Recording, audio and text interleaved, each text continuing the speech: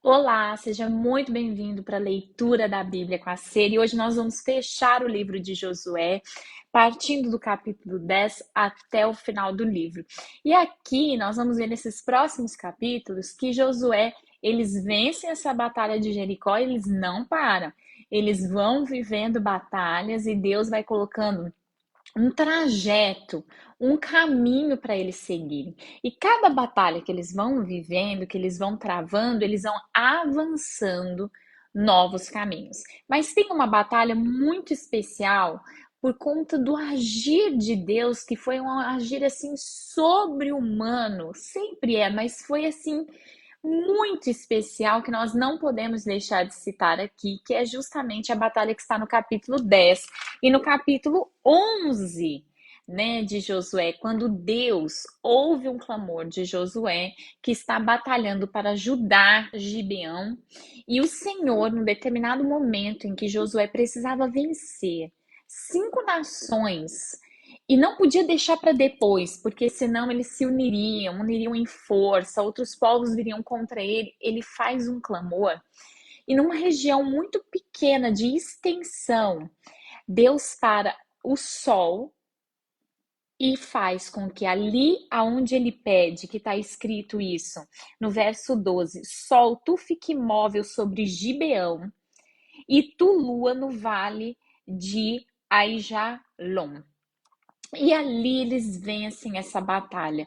Todas as vezes que eu me coloco com os meus olhos nesse texto, eu entendo algo que vem muito profundamente de Deus na minha vida, que é peça a luz de Deus nas suas batalhas. Peça o esclarecimento, a luz do Senhor, o caminho de Deus, porque Deus ele vai te iluminar. Deus vai te levar aonde você precisa de fato batalhar, em cima de quê, falar o quê, pensar o quê, decidir o quê. Isso é luz de Deus. Quando você estiver enfrentando batalhas que tendem a gerar novas batalhas, situações que estão acima, muito acima do que você consegue enxergar, faça como o nosso querido Josué. Peça a luz de Deus, traz o sol de Deus sobre a tua vida, para que Deus transforme o que estava entenebrecido em dia para você. E aqui a palavra do Senhor diz que esse dia permaneceu até que eles vencessem. Essa luz permaneceu sobre eles até que eles vencessem. O Senhor deu uma grande vitória. E não só nessa batalha, mas em muitas outras batalhas o Senhor foi realizando grandes milagres e grandes vitórias. E nós precisamos compreender é que Deus é um Deus de batalhas e ele guerreia e vence as nossas batalhas e as nossas guerras, desde que ele seja o general, desde que ele seja aquele que vai determinar tudo o que vai acontecer. A obediência é algo sobrenatural. Nós vamos perceber que no capítulo 14, que Josué já chegava a seus 85 anos, mas mesmo assim, ele declara uma palavra de fé e de autoridade que precisa estar nas nossas vidas. Ele diz assim no versículo 10 e no versículo 11: E agora eis que o Senhor tem me mantido vivo, como declarou, nestes 45 anos.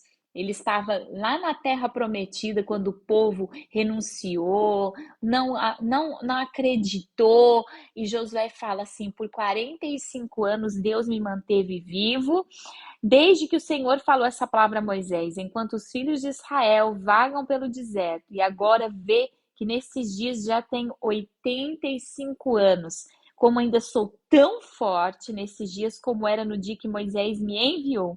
Como antes era a minha força, assim também é a minha força agora para a guerra, tanto para sair como para entrar. Como nós precisamos manter o nosso vigor dentro das promessas de Deus. Existem muitas pessoas que elas não mantêm seu vigor, sua força diante das promessas de Deus.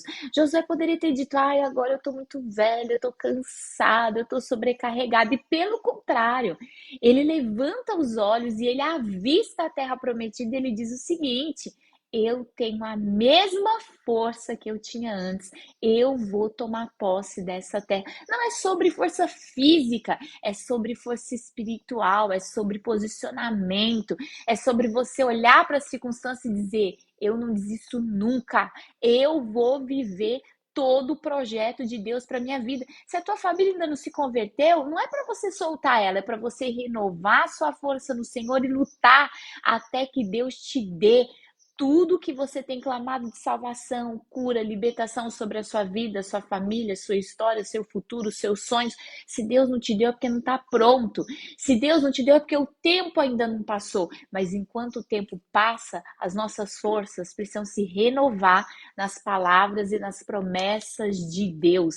Nós vemos que ele ainda passa por algumas batalhas, por quê? Porque ele vai entrar na terra de Canaã, ele vai vivenciar esse período de muitas batalhas, de muita guerra, mas também de muita vitória. E quando isso acontece, a gente já vê ele separando as tribos, colocando cada tribo no seu devido território, fazendo exatamente o que Deus havia ordenado pela boca de Moisés.